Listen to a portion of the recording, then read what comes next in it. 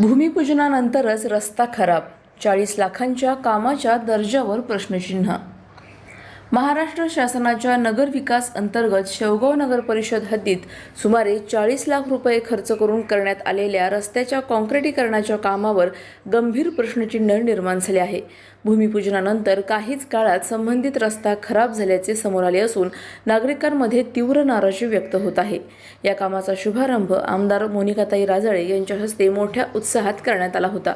मात्र प्रत्यक्षात कामाच्या गुणवत्तेबाबत शंका उपस्थित होत असून रस्त्यावर ठिकठिकाणी तडे जाणे, खड्डे पडणे आणि पृष्ठभाग उखडणे असे प्रकार दिसून येत आहेत।